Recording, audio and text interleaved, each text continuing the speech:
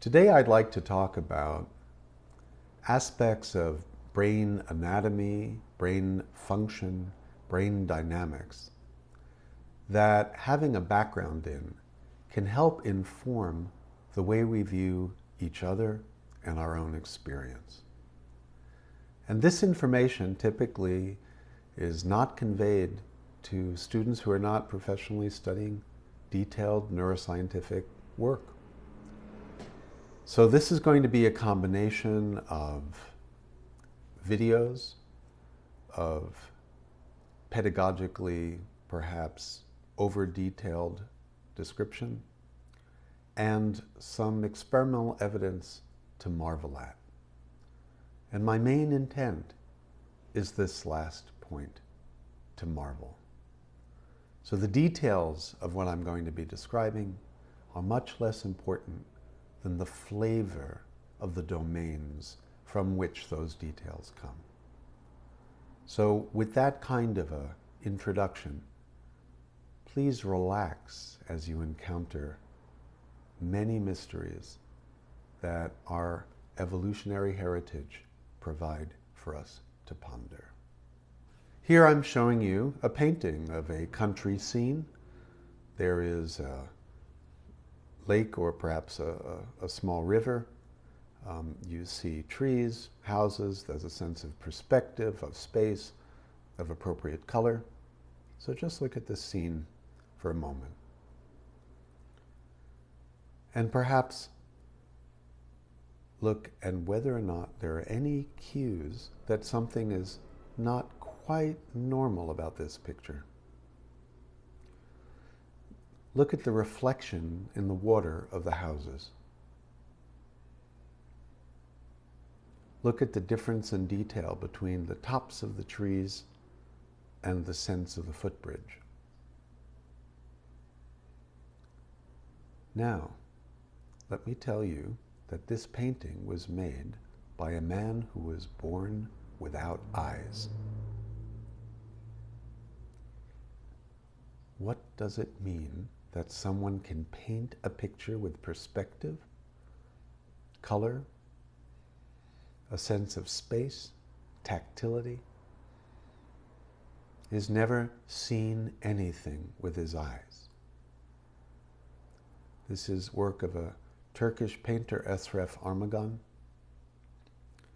and it's here to begin to point out how much knowledge we have of the world that lies tacitly below our level of conscious awareness. So if you imagine the wind blowing through treetops, if you closed your eyes, would you be able to tell anything about the shape of a tree by the subtle changes in sound that the wind makes?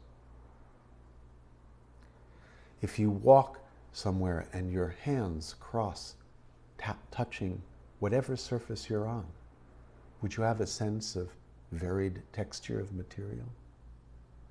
If your family and friends describe for you what they see with their eyes, would you begin to have natural categories of color that would be associated with different objects and environments? You would. In fact, you do right now have all those things, but your conscious experience with your eyes trumps that tacit knowledge most of the time. Here's another image, and here the clarity of this bridge, which could be felt if you had a model in your hands or walked across, is quite different than the background fuzziness of the trees farther away. So this is a kind of gradient depiction of this tacit knowledge of the world around this blind man. Here on the left, you see somewhat oddly proportioned windmills, but look at the clown on the right.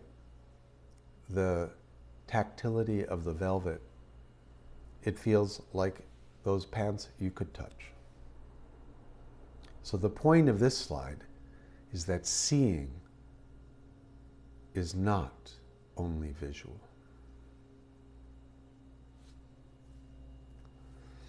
I want to talk a bit about this term Umwelt. Umwelt, this is the world as it's experienced by a particular organism. So if you don't have eyes, you have a different Umwelt than someone with eyes. Here's another definition from Wikipedia. Each functional component of an Umwelt has a meaning, and so in aggregate represents the organism's model of the world. It's very interesting to consider individual differences in the model of the world for each person you know and other people elsewhere in other countries, other conditions of life within your local environment, other cultures, other times. We tend to think our experience is common, but we don't realize how, at some level, small the intersection is between our experience and the experience of others, and how shaped we are by the details of that experience.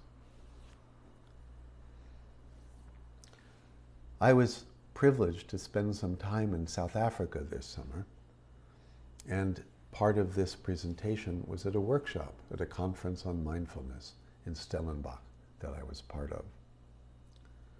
So being moved by the remarkable and very difficult to hold in one's mind disparities of conditions in South Africa between people in townships and people perhaps in rich parts of Cape Town. I ask, if you live here, you have a certain Umwelt. You look out, and there are so many things about life that present themselves. Now, you may come to this location, but you may come from a township to work, if you're lucky to have a job. But if you live in tin shacks with inadequate resources, inadequate education, and you're the same human being, your Umwelt, your view of possibility, your model of the world will be quite different. These are extreme examples, but just somebody very common that you encounter every day in a work, family environment.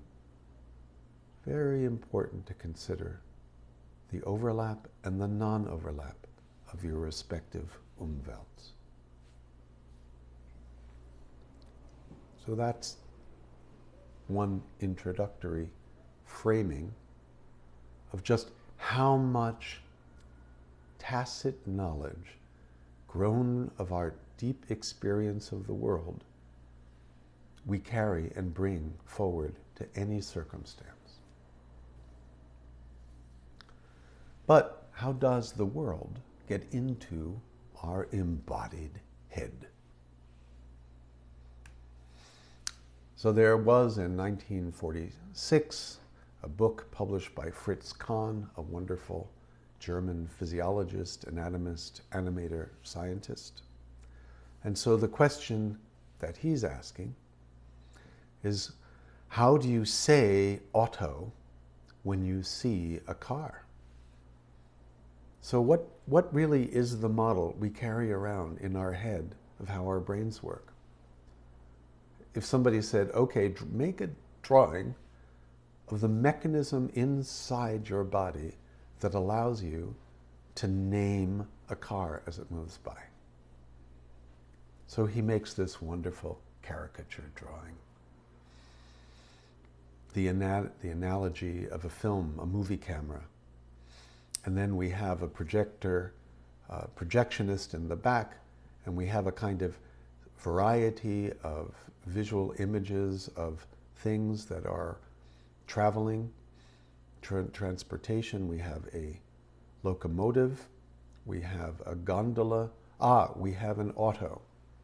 So there's a matching between the image seen and this word.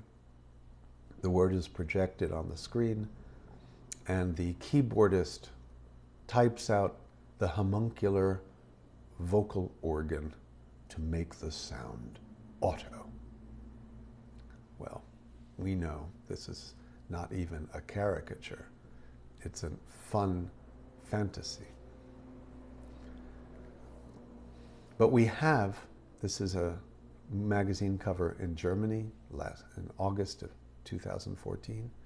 We have a persistent mechanical view of the way the brain works.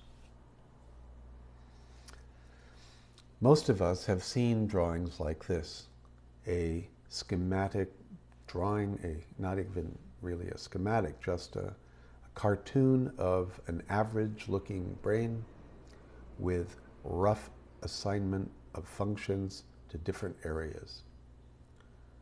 So just look at this for a moment, and I'm going to ask you to look at this same picture again when we've moved through more material, and you'll see whether or not you have a felt sense of difference between looking at this now and looking at it later. Does knowing a little bit about the fact that the primary visual cortex is in the back of the head really tell you how you see? It is useful so that if you had damage to that area of your brain, you might well be able to understand in global terms that damage to different areas results in different kinds of deficits. But that doesn't explain how we see.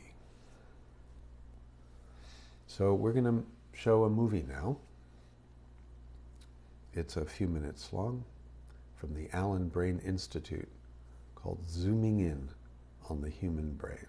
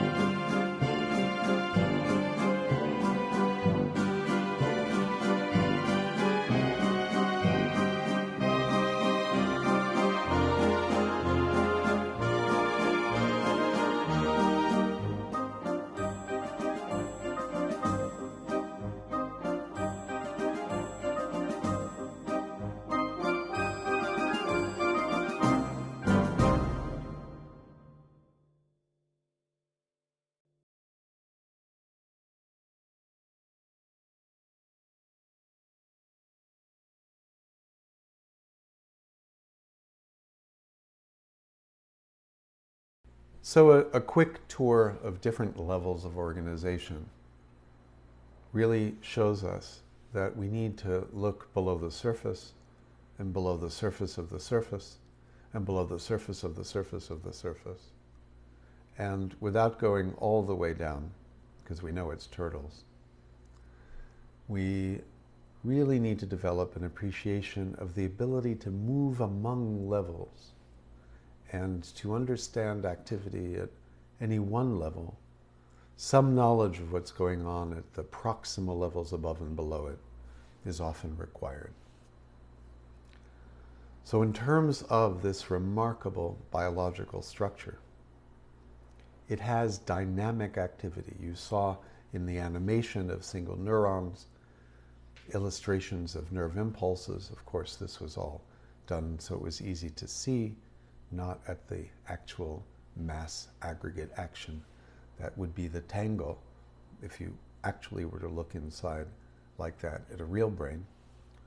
But we can begin to look at the dynamics of real brains doing tasks that we can relate to. For patients with epilepsy awaiting surgery, often there are a grid of electrodes placed on the surface of their brain under their skull to be able to record directly from the surface of the cortex.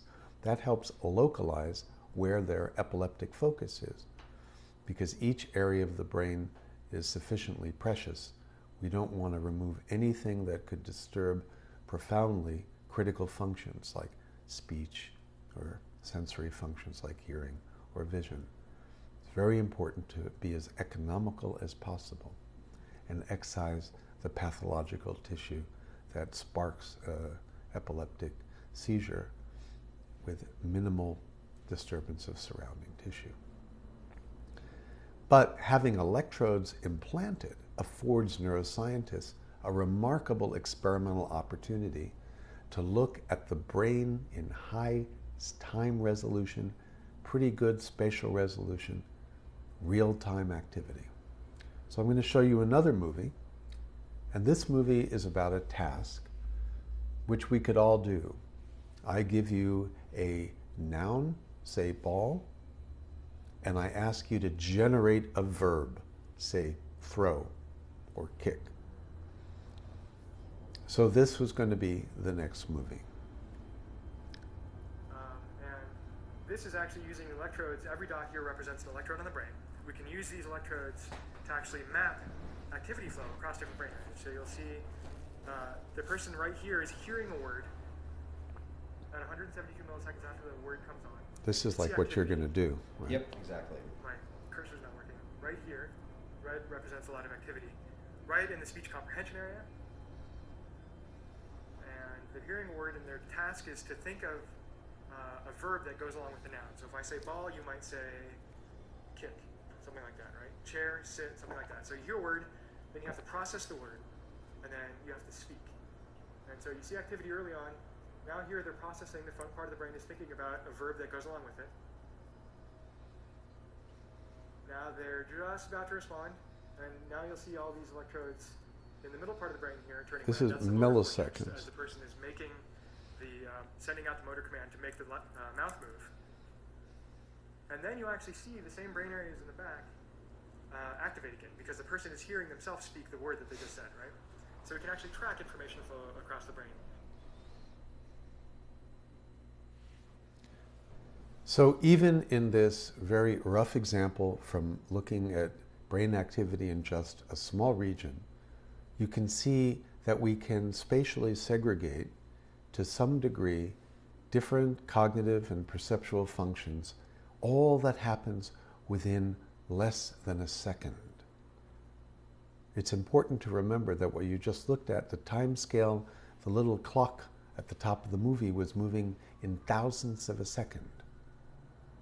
In fact, if we present pictures to you and we ask you to categorize cars from flowers, within 1/10 of a second, by about 120 milliseconds, we can distinguish brain activity in your frontal cortex that is separable by category of perception.